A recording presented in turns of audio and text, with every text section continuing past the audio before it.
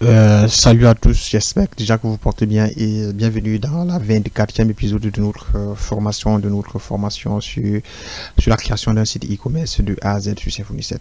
Dans cette 24e partie, on va entamer à la partie facture. Donc, on va donner la possibilité à l'administrateur ou à l'éditeur de pouvoir imprimer les factures directement dans l'application. Donc, cela va du moins faciliter la tâche au propriétaire de l'application, ce qui suppose qu'il n'aura plus à utiliser une application externe pour pouvoir générer des factures. Donc, à partir de la page commande, il pourra cliquer sur générer une facture et puis il va générer une facture au format PDF, dont il pourra imprimer par la suite. Donc, je rappelle que ceci est la 24e partie d'une série de vidéos, d'une formation sur la création d'un site e-commerce de A à Z sur Symfony 7. Donc, si vous n'avez pas, si vous êtes tombé sur cette vidéo à hasard, je vous conseille déjà de commencer par la première vidéo, parce que les vidéos sont dépendants. Donc, vous devez commencer par la première vidéo et suivre étape après étape afin d'arriver à cette partie-ci. Donc, dans des vidéos précédentes, nous avons mis en place le système de produits, ajout du produit dans la base de données, modifier, supprimer des produits. On a aussi vu la partie catégorie, où on ajoutait des catégories, on ajoutait des sous-catégories. Et voilà, on a vu la partie stock qui nous permettait de gérer le stock de nos produits au niveau de la base de données. Et en plus de ça, on a aussi vu la partie authentification, donc où on authentifiait l'utilisateur, voilà, créer un compte, connexion à un compte et tout ce qui va avec.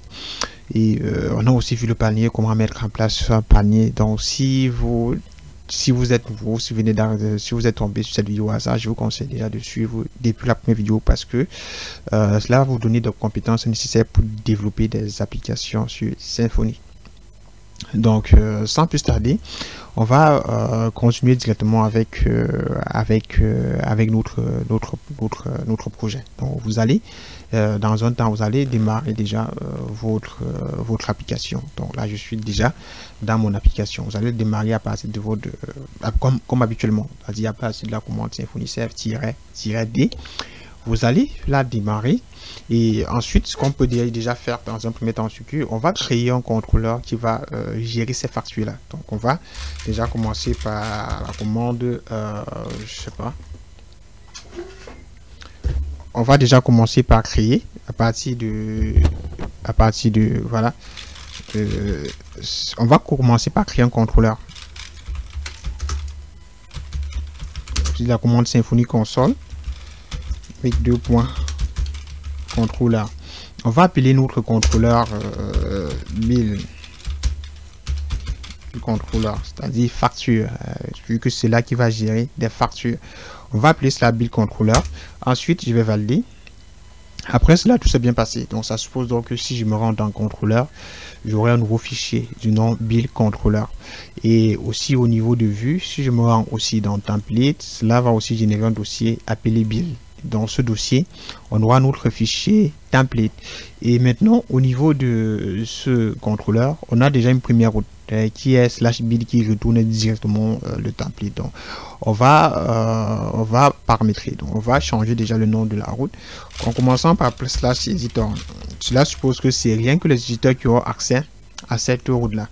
Et aussi, pour imprimer notre facture, qu'est-ce qu'on aura aussi besoin? On aura aussi besoin de l'identifiant de la commande, parce que c'est à partir de cet identifiant qu'on va imprimer cette commande là.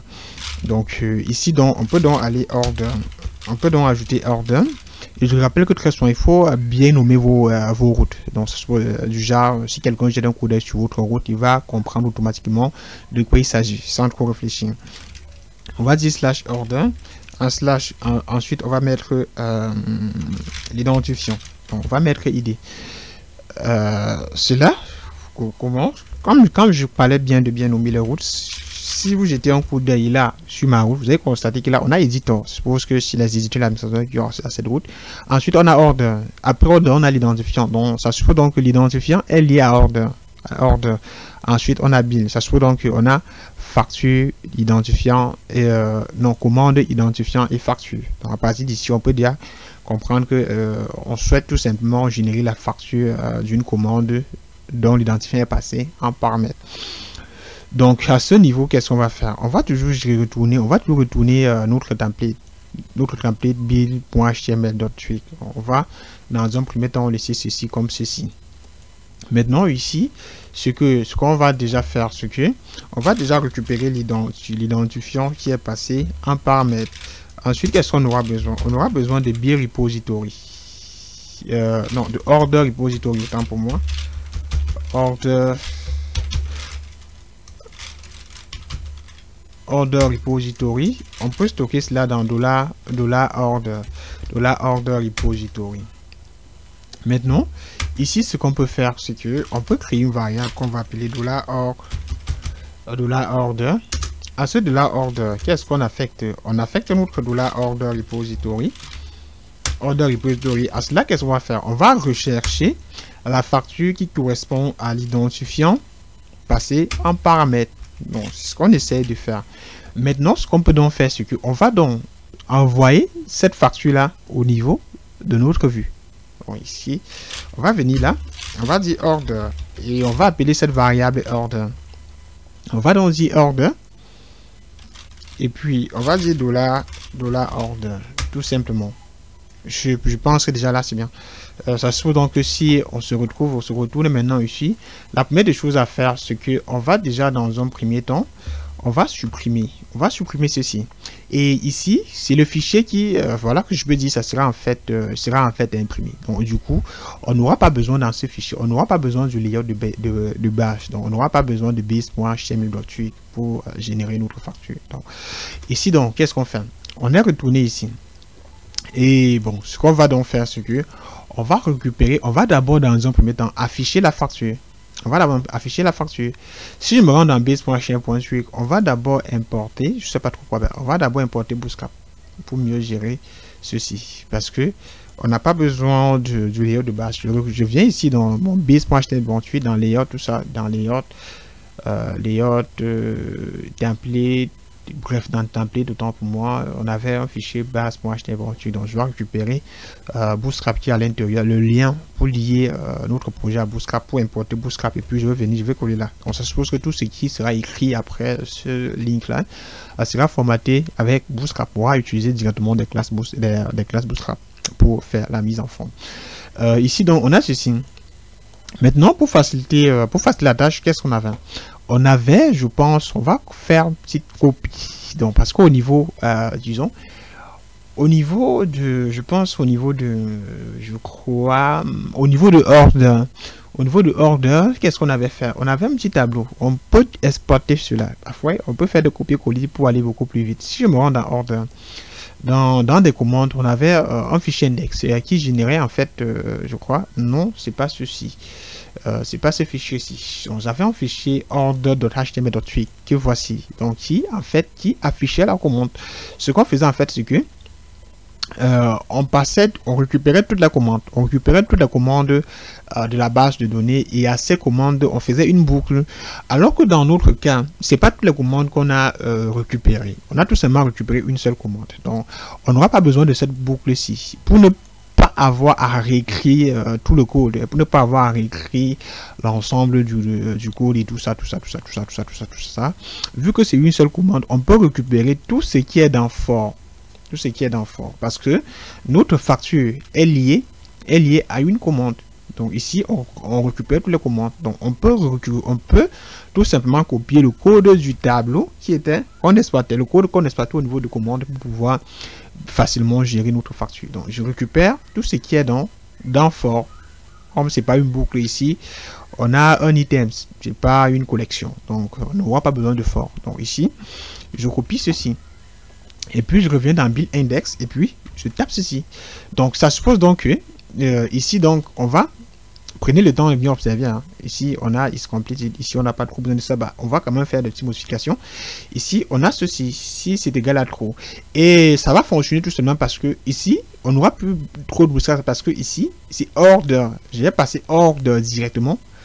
Comme variable. Donc, comme au niveau de notre order, on a fait aussi order. Donc, ça va matcher directement avec ça. Donc, là, je reviens ici. Ici, on a commande numéro. Ici, on affichait quoi? On affichait tout simplement le numéro de la commande. Ici, donc, on affichait le first name, last name, phone, address, city, nom du image du produit, tout cela, tout cela, tout cela, tout cela. Et ici, donc prenez le temps de regarder. Hein. Donc ici, on avait tout ceci. On avait ça. Commande livrée, order but complete. Ici, non, prenons. Ici, on a order first name. Ici, on avait l'image du produit dans le second tableau que voici qui était là. Ensuite, dans le second tableau, qu'est-ce qu'on avait? On avait le nom du produit, description du produit, prix unitaire, quantité, prix total. Bah là, ici, on faisait une boucle sur tous les produits qui se trouvaient au niveau de product order, qui étaient liés à ce produit-là. Et dans cette boucle, qu'est-ce qu'on faisait? On affichait déjà le nom du produit, et puis on avait la description du produit, et puis on avait le prix du produit qui était donné en euros, et puis on avait la quantité du produit, et puis on avait product, on avait le prix, on avait le nom du prix, on avait le prix du produit fois la quantité, pour avoir le prix total pour ce produit là. Et ici donc qu'est-ce qu'on avait aussi? On avait aussi, je pense, on avait aussi les frais de livraison qu'on récupérait directement dans order.cd.shipping.cost. Donc on avait directement dans la table CD, et dans CD on avait les frais de livraison, donc on récupérait cela, et puis bah voilà, et puis on affiche ici. Là aussi on avait quoi? On avait le total, on avait le prix total à payer. Donc le prix total à payer, c'était order de total price qu'on récupérait depuis voilà, depuis la session, et on insérait directement dans la table commande, hein, table commande. Et après donc on avait dans les liens, on avait dans le lien pour faire comment? On avait le lien pour marquer comme livré, et les liens pour faire comment? Ici dans notre exemple ici, bah voilà, ici on n'a pas besoin de ce lien ci. Donc on va déjà dans un premier temps supprimer ce lien ci, le lien marqué comme livré, et supprimer la commande. Donc on va supprimer cela, et puis on va tester. On va déjà dans un premier temps ajouter le lien qui va nous permettre de pouvoir imprimer la facture. Donc ici je copie ce lien, et puis je m'en vais au niveau de order, dans ce order ci. Ici donc à ce lien-ci, dans order, on va tout simplement ajouter un lien, un troisième lien qui va tout simplement nous permettre de pouvoir imprimer la facture. Donc ici je peux revenir là tout simplement, et là j'ajoute un A. Dans ce lien, on va ajouter un path. On va ajouter un path qui va faire comment? Qui va rediriger l'utilisateur dans app build. Donc dans ce app build, qu'est-ce qu'on avait besoin? Et comme au niveau de build controller, qu'est-ce qu'on a besoin? On a besoin de l'identifiant. Donc on a déjà besoin de l'identifiant de la commande. Donc on va passer dans cet identifiant là. Je reviens là. Donc l'identifiant de la commande correspond tout simplement à l'identifiant de cette commande-ci au niveau de l'item qu'on souhaite imprimer. Donc ici, donc qu'est-ce que je fais? Vous ouvrez des crochets comme toujours, on passe cet identifiant là. On a order, on a toujours ce order.id. Bon, je pense déjà que là c'est bien. Donc là c'est bien, on a géré cela. Je reviens encore ici dans build. Ici donc je vais enregistrer, et puis qu'est-ce qu'on va faire? On va revenir là, ici à ce niveau-ci. Si je clique, si j'actualise maintenant de nouveau, j'aurai un nouveau lien. Ici. Bon, ici ça ne sort pas encore. Je suppose que c'est parce que je n'ai pas ajouté le truc. J'ai pas ajouté le test du lien. Donc ici je dois dire quoi? Imprimer.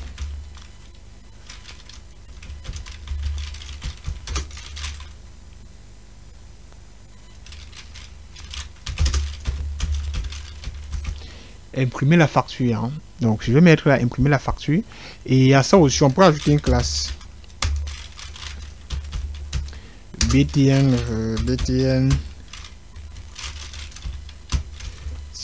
outliner. On va utiliser un outliner, on va utiliser un success. Wow, test en bleu, ce genre. Donc je viens là, qui j'actualise, j'aurai maintenant ce petit tweak ici, ce petit lien imprimer la facture. Donc l'utilisateur peut désormais cliquer sur imprimer la facture pour pouvoir imprimer sa facture, hein. Si je clique là maintenant dessus, on va générer ceci. Vous pouvez constater que là qu'est-ce qu'on fait? On a généré ceci. Donc on a donc généré notre facture. Ici c'est pas, on n'a pas encore la possibilité d'imprimer. Donc on va faire des petites modifications, et puis on va imprimer notre facture.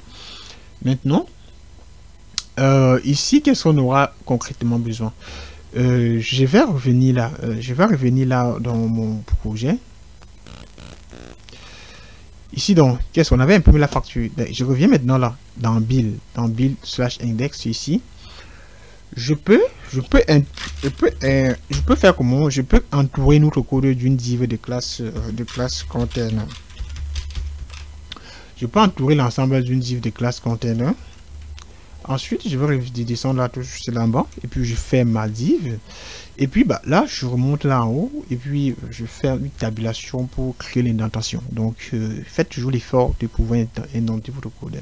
Parce qu'en indentant, vous allez avoir un code qui sera beaucoup plus propre. Donc, vous pouvez constater là que là, je fais tout l'effort d'indenter. Donc, ça permet déjà à vous qui me suivez de pouvoir de mieux comprendre le code, ou aussi à toute autre personne qui pourra construire votre code de mieux comprendre et de mieux afficher le code, ou même à vous-même, parce que parfois quand on écrit le code et après 2 mois quand on vient dans ce code là, si cela a été mal compris, ça sera difficile, très difficile de pouvoir comprendre ce code là. Donc ici j'ai ajouté ma classe container à mon truc, ça va déjà permettre de pouvoir faire ceci. Maintenant ce que on va aussi faire, on va faire une petite mise à jour, on va faire une petite mise en forme. Il y a des informations qu'on n'aura pas forcément besoin de les afficher. Hein. Donc, au lieu de commande, on peut changer de commande par facture, je sais pas, par facture numéro. Ou par facture numéro tout simplement. Ici, dans Order Completed, ici, on n'a pas trop forcément besoin de savoir si cela a été livré ou pas. Donc, on va déjà supprimer ceci. On va copier ceci. Et puis, on va supprimer ceci. Et ceci. Et maintenant, ce qu'on peut donc faire, c'est que on peut changer ceci par date. Tout simplement. La date de la commande, la date à laquelle l'utilisateur a commandé, voilà, a commandé. Vous pouvez mieux, je sais pas trop, vous pouvez mieux écrire cela. Donc, prenez le temps de réfléchir sur chaque thème, si c'est une application qui ira en production. Vous pouvez constater que là, je ne fais pas trop attention à ce que j'écris, parce que c'est pas l'essentiel. Mais pour une application qui ira en production, vous allez voir que là, je sais pas, j'ai un mélange de français, d'anglais, tout cela. Ben, c'est pas le but, c'est pas important. Le plus important ici, c'est déjà de comprendre. Mais quand vous aurez une application qui ira en production, ben, je pense que là, vous allez prendre beaucoup plus de temps de pouvoir customiser, de changer des messages et tout cela. Donc, vous allez bien écrire date de la commande et tout cela, facture numéro. Vous allez prendre le temps de bien écrire et de vérifier s'il n'y a pas de photo. Bien sûr. Là maintenant, je peux donc ici, à ce niveau, au niveau de la date, je peux donc afficher la date de création de la commande. Donc ici, c'est ça. Ici, c'est la date de la commande où la commande a été envoyée. Donc, c'est pas la date du jour, je rappelle. Donc, prenez le temps de bien informer cela, de bien noter au niveau de votre commande. Maintenant, ici, déjà, c'est bien. Et après cela, donc, qu'est-ce qu'on peut faire à cela? On peut tout simplement faire, je sais pas trop, au lieu d'un BR, on peut faire un HR. Ça permet déjà de créer une division, entre le titre, et la date. Et donc après cela, la date, on peut ajouter un 3BR. Ça permet quand même de créer un peu d'espace entre les informations du client et voilà, et tout cela. Et maintenant, au niveau des informations du client, au lieu d'avoir un span, on peut passer à un H5. On va passer à un H1 tout simplement. Tout simplement pour, je sais pas trop, pour, voilà, c'est un peu ça. Et après cela, donc, ça se peut déjà là déjà, on peut déjà enregistrer. Donc, si j'enregistre maintenant et que je reviens là au niveau de la commande et puis, bah, voilà, que j'actualise, on a maintenant ceci. On a quelque chose de un peu plus sympa qu'avant. Maintenant, au niveau aussi du corps de la commande, qu'est-ce qu'on va faire? On va aussi changer cela. On peut changer cela en F5. Au niveau du corps de la commande, je vais revenir là. Ici, je change ceci en H5. Et maintenant, et pour la facture, je pense qu'on n'a pas besoin de la description. Donc, dans les factures, généralement, on ne trouve pas de la description. Donc, on va changer cela. Je reviens là. Je veux aussi supprimer cette description ici, là. On n'a pas besoin de ça. Et puis, bon, ici, au niveau de l'image aussi, on n'a pas besoin de l'image du produit. Donc, on n'a pas besoin, c'est juste, il faut quelque chose d'assez simple. Donc, ici, je vais retirer l'image et bon, voilà. Je viens aussi là. je retire aussi ceci, l'image du produit. Je pense que là déjà c'est bien. Donc là, on a donc les informations qui nous seront nécessaires pour notre commandeur. Ici donc c'est bien. Donc ici donc j'ai donc un tableau qui est, donc voilà, qui est relativement simple. Hein. Et bon, après aussi, qu'est-ce que je peux aussi faire pour avoir quelque chose de beaucoup plus sympa. Ici, je peux aussi ajouter un HR. Hein. J'ajoute un HR et voilà. Et qu'est-ce que je fais? Et je modifie. Maintenant là, c'est bien.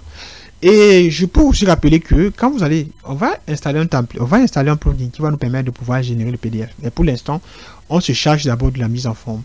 Et maintenant, je rappelle aussi, ce plugin ne va pas, vous ne pourra pas tout simplement prendre en compte, je sais pas, les PDF, le fichier style. Donc, si vous tentez d'ajouter un fichier style comme celui de Bootstrap qui est importé depuis l'extérieur et que vous imprimez, vous allez constater que ce fichier ne sera pas tout simplement pris en compte. Ça serait comme si vous n'aviez pas de design. Donc, on va retirer ceci. Donc, pour que cela fonctionne bien, pour que l'impression fonctionne bien, pour que ça puisse mieux imprimer en PDF, vous devez écrire entièrement votre code CSS dans ce fichier-là. Vous voyez? Donc, vous ne cherchez pas à importer, à faire un ligne. Donc, c'est pour cela que ici, on n'aura pas besoin de Bootstrap. J'ai aussi mis pour qu'on puisse mieux voir. On n'aura pas besoin de Bootstrap. Donc, on va devoir écrire notre CSS à la main. Pourquoi? La plupart du temps, on vous conseille parfois. Quand on dit d'apprendre le CSS, c'est pas du n'importe quoi. Donc, dans certains cas, ça aide parce que vous n'allez pas toujours écrire avec des plugins. Dans certains cas, vous allez devoir écrire l'ensemble à la main. Dans certains cas, ça ne fonctionne pas.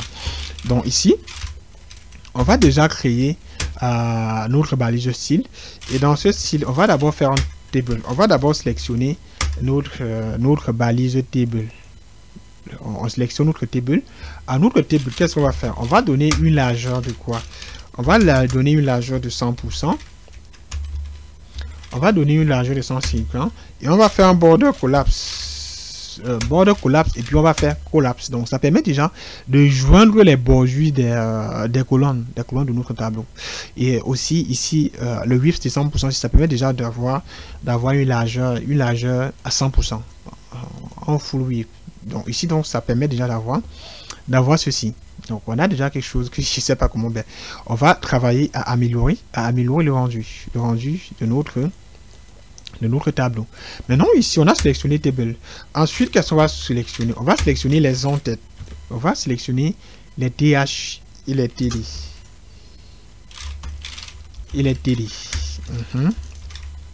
On va sélectionner les TH et les TD. Donc on va sélectionner les cellules. À cela on va faire un border. Un border de comment? On va affecter à cela les bordures de 1 pixel. Après qu'est-ce qu'on fera? Après on va faire un solide. On va le faire de manière solide. Et puis comme couleur, qu'est-ce qu'on peut faire? On peut mettre DD. Donc c'est une couleur qui est rapprochée de la couleur blanche, hein, parce que la couleur blanche c'est FFF. Donc c'est une couleur qui est rapproché. Vous allez voir à quoi cela va ressembler. C'est pas complètement du blanc, mais c'est similaire au blanc. Si je fais ceci, si j'enregistre et que je reviens là, que j'actualise, donc là on a ceci. Donc c'est pas totalement noir, mais c'est proche. Donc c'est pas clairement blanche, mais c'est proche de la couleur blanche. Donc ça permet quand même d'avoir un design qui est assez propre. Je vais revenir là. On va toujours continuer avec notre CSS. Donc on va descendre avec un T-head. Dans ce T-head, qu'est-ce qu'on va faire? On va faire un background. Dans ce background, qu'est-ce qu'on va faire? On va dire DS. On va mettre un DS F2 et F2. C'est une couleur qui est principalement, c'est probablement ici c'est le TH, ici sont les en-têtes, ici c'est l'en-tête, ce sont les en-têtes de nos tableaux. Au niveau des en-têtes, qu'est-ce qu'on a? On a des TH, rappelez-vous bien, pour faire un tableau, on a des TH au niveau des cellules. Donc ici c'est THC, ce sont des en-têtes. Donc Et ici même, ce que j'aime faire, ce que j'ai bon, si j'ai même pas ajouté de TF, mais c'est pas très important. Donc ici, on peut changer ceci par TF.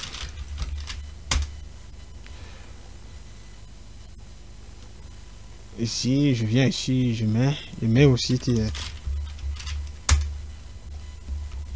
Donc ici, on revient là, et puis j'enregistre.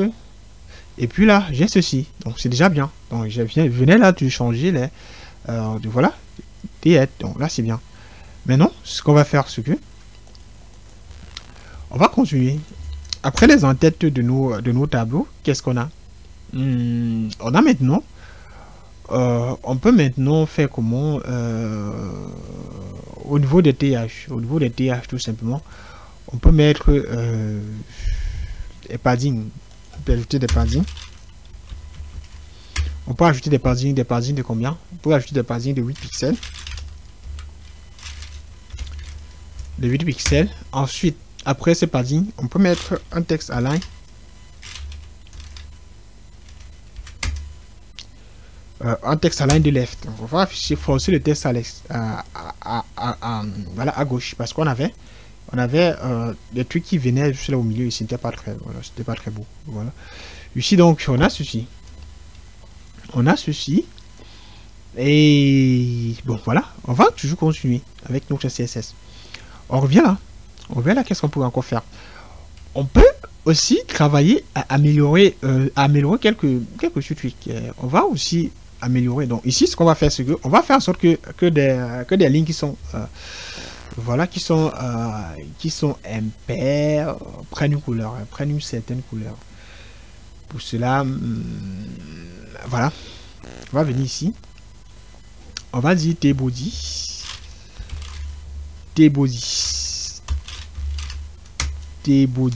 Même comme on n'avait pas de tbody, même comme dans notre tableau, on n'avait pas ajouté de tbody. On va dire tbody dans le corps du tableau.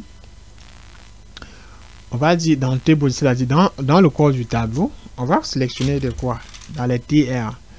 Dans ce TR, on va mettre ntchild. Donc ça va récupérer. Ici, on va mettre ODD.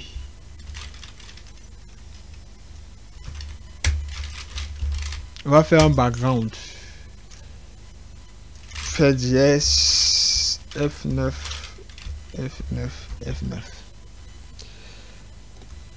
On a ceci. Je vais faire ceci puis j'enregistre.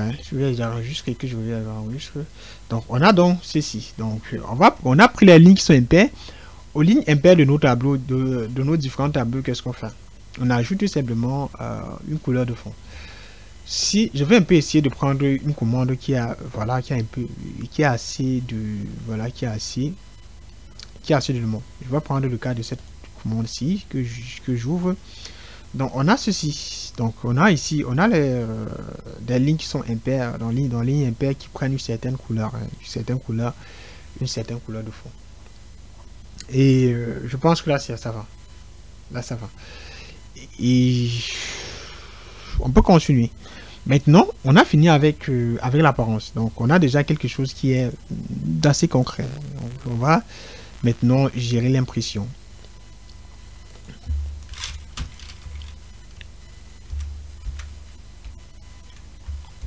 On va maintenant générer ceci sous forme de PDF.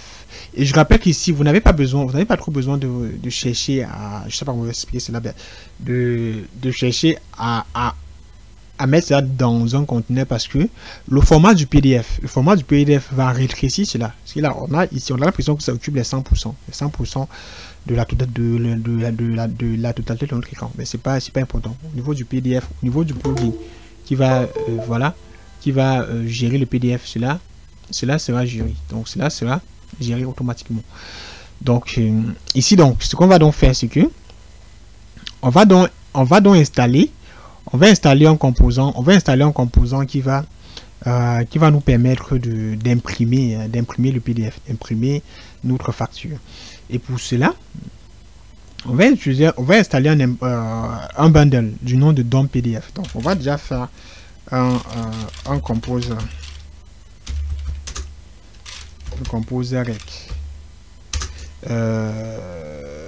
On va faire un compose rec.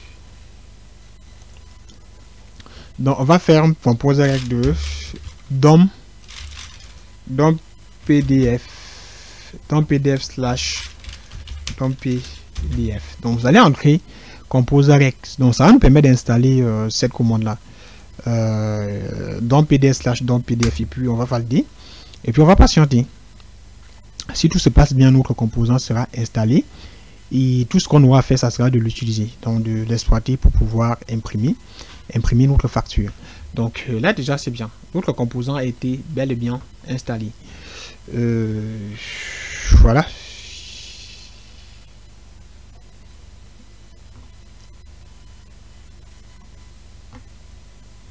Donc on a notre composant qui est en train d'être installé. Donc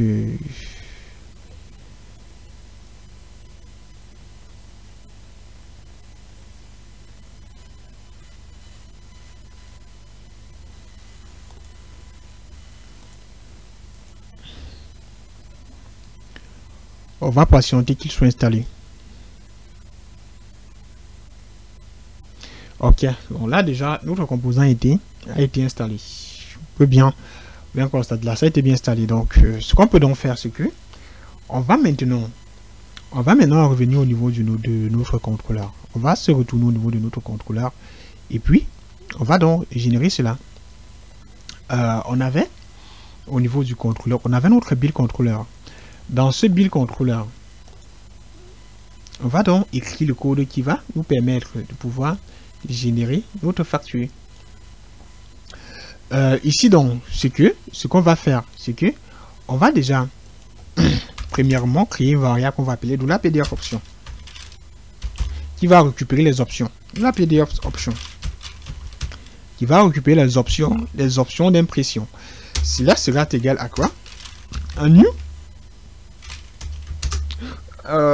options, option qui vient de PDF, qui vient de DOM PDF. Donc n'oubliez pas surtout d'importer cela depuis use DOM slash options. Donc dans ces options, qu'est-ce qu'on va faire?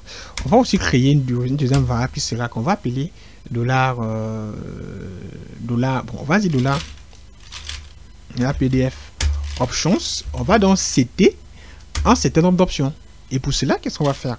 On va déjà setter la police par défaut. Donc, on va dire default. On va dire default font.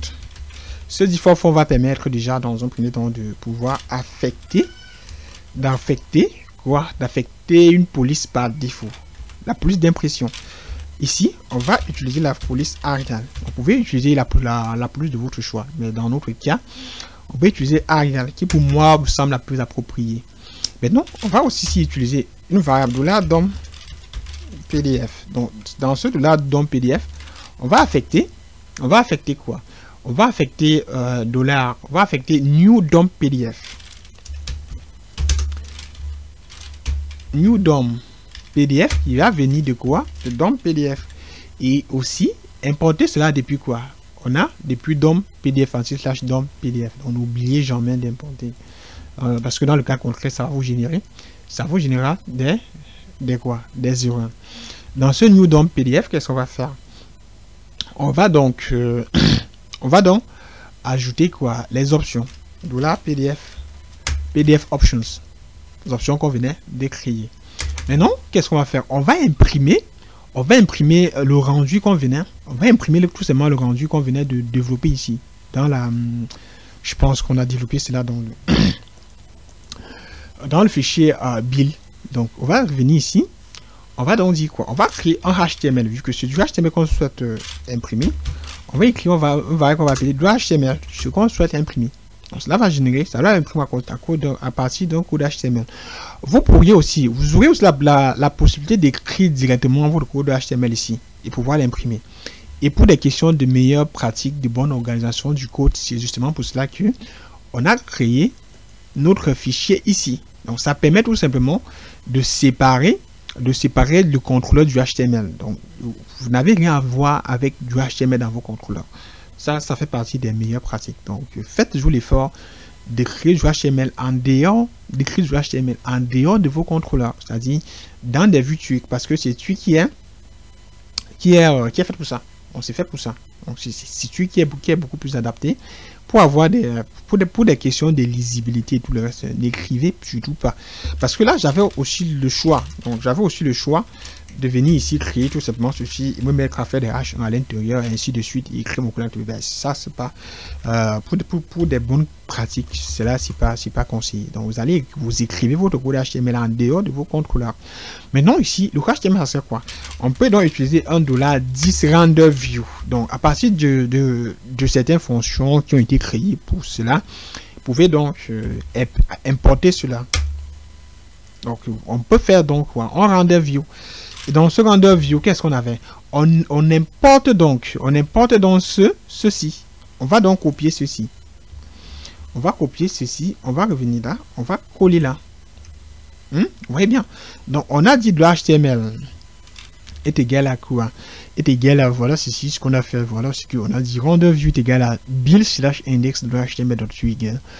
Ici, qu'est-ce qu'on fait? On passe donc en paramètre l'autre facture, parce que c'est cette facture là qui sera générée pour pouvoir afficher au niveau ici. C'est cela c'est dans cette partie qu'on souhaite être imprimé. Donc on a passé toutes ces informations à notre vue HTML, on a affiché ces informations et on va donc imprimer cette vue HTML. Donc je l'appelle ceci là parce que notre élément, notre plugin qu'on venait d'installer, notre DOM PDF va imprimer une vue HTML à laquelle on peut aussi ajouter du CSS. Donc ici donc c'est que on génère cette vue, on affiche, on insère les données dans cette vue de manière dynamique à partir des variables, à partir de ce qui vient du contrôleur. Et puis donc qu'est-ce qu'on fait? On imprime donc cela. Donc ici donc c'est que on va donc récupérer cette vue là qui sera générée dans Twig à partir de cette variable ici, ce qu'on venait de faire ici. Donc on fait donc ceci. Après cela, qu'est-ce qu'on va donc faire? On va donc dire $DOM PDF, $DOM PDF, load HTML, à permettre de lire ce HTML là, load HTML.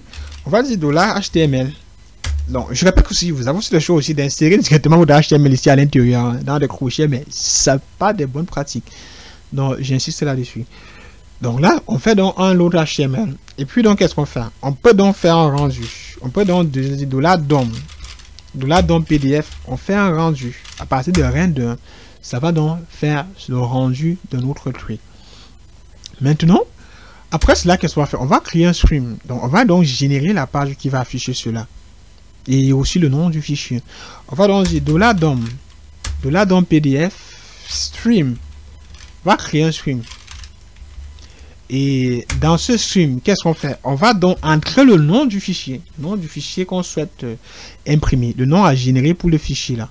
On va donc appeler cela quoi? On va dire build. On peut dire, bon, vous allez utiliser votre fichier comme bon vous semblait. Ben, vous pouvez aussi prendre tout simplement, je sais pas trop, je sais pas, le timestamp pour éviter d'avoir le même fichier, mais c'est pas important. Donc on peut dire build tiret. À ça, on peut concaténer avec l'identifiant. On peut concaténer avec l'identifiant de notre commande. Ici, quand on avait order, on avait ce order ici. Donc, on peut concaténer l'identifiant. Ça permet de savoir que cette facture correspond à quoi? À telle facture, à la facture numéro, tout simplement. On va dire order. Pour récupérer l'identifiant, vous vont faire passe par getID pour récupérer l'identifiant. À ça, qu'est-ce qu'on fait? On concatène donc. On va donc créer une concaténation. Comme tout fichier PDF se doit d'être terminé, d'être défini par point PDF. On va donc mettre ce PDF. PDF. Tout simplement. Ici, le DA, c'est bien. On peut donc passer donc en deuxième paramètre un tableau qui va tout simplement faire comment? Qui va prendre attachment. Attachment tout simplement pour... On va mettre à quoi? On va mettre à false. Hein? False. À quoi sert vraiment ceci? À quoi sert vraiment ceci? À quoi sert vraiment ceci? Ici, ça permet de dire est-ce qu'on va télécharger directement le fichier ou soit on va l'afficher. Parce que vous avez le cas quoi, que quand on consulte cette route là, ça télécharge automatiquement la facture.pdf, cette facture qu'on a générée. Vous avez aussi ce choix là, mais c'est pas ce qu'on va faire. On va afficher cela au niveau de notre navigateur et les visiteurs, ça sera comme un PDF, rassurez-vous. Ce sera un PDF comme si le visiteur avait ouvert un fichier PDF avec son navigateur. Et puis donc, il pourra donc faire comment? Il pourra donc télécharger. Ce PDF là, ce fichier là, tout simplement. S'il le souhaite. Ou s'il ne souhaite pas télécharger, il laisse. Donc ici, cette option, c'est pour moi, c'est l'option la plus appropriée. Parce que on peut afficher une facture sans pour autant la télécharger. Et puis donc on l'affiche et on le télécharge si on souhaite. Voilà, si ça nous arrange. Parce que si à chaque fois, si on doit cliquer sur générer la facture, ça doit télécharger automatiquement. Cela fait donc que on peut avoir plusieurs fichiers en local. La plupart du temps, on a voilà, où ça ne sert vraiment pas. Donc ici, ça permet déjà d'afficher et puis bon, ça demande, mais si vous souhaitez imprimer, vous imprimez, si vous voulez imprimer, vous laissez tout simplement. Maintenant, ici donc c'est bien. On va l'afficher sans pourtant l'imprimer et les visiteurs pourront donc l'imprimer s'ils souhaitent. Maintenant ici donc, on va donc faire un return. Hein. Un return. Je rappelle que j'ai supprimé la vue parce que ici on ne va plus retourner la vue. Ici, cette partie, ce qu'on a fait nous a tout simplement permis tout simplement de récupérer ceci à partir de là. On va donc faire un return de new response, notre cher ami response, ce qui vient de HTTP Foundation Component, tout cela. Et puis, à l'intérieur, on aura tout quoi? On aura un contenu qui sera vide. Et puis, le statut, on va passer le statut 200. Et puis, qu'est-ce qu'on va faire? Tout simplement pour retourner une réponse parce que ici, on doit retourner une réponse. Là maintenant, qu'est-ce qu'on fait? On a fait 200 et puis voilà, on peut mettre un content type. Hein.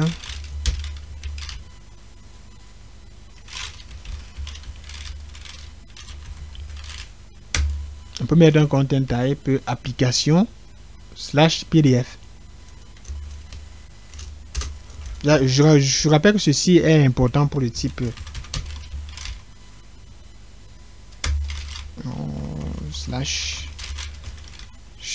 /pdf. On a application /pdf. Donc, je pense là d'ailleurs c'est bien. Ici, ce qu'on a fait, c'est que on venait de terminer, hein, on a fini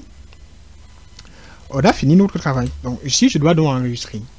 Si j'enregistre et que je reviens au niveau d'ici, si j'actualise, en principe, on doit retourner notre facture. Si tout se passe bien. Je dois patienter. C'est bien. Vous pouvez constater que là, on a fait un travail impeccable. On a pu générer nos factures. Là, maintenant, c'est bien. Vous avez déjà ici votre facture. On peut générer autant de factures qu'on souhaite. Vous pouvez constater qu'ici, c'est un PDF. Là, ça génère automatiquement sur la fiche. Ici, maintenant, le visiteur peut donc la télécharger s'il souhaite. Il peut la télécharger. Il peut cliquer là et puis télécharger sa facture.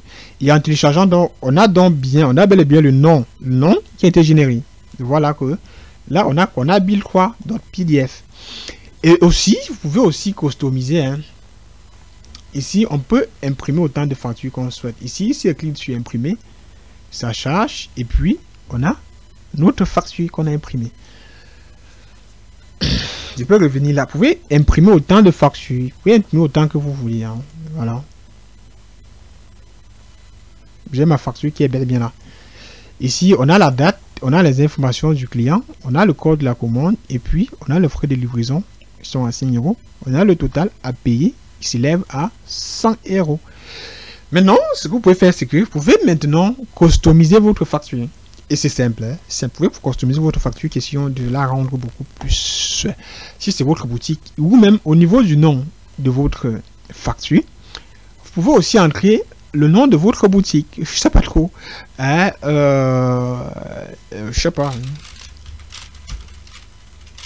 My shop. My Symphony Commerce. Hein. Bon.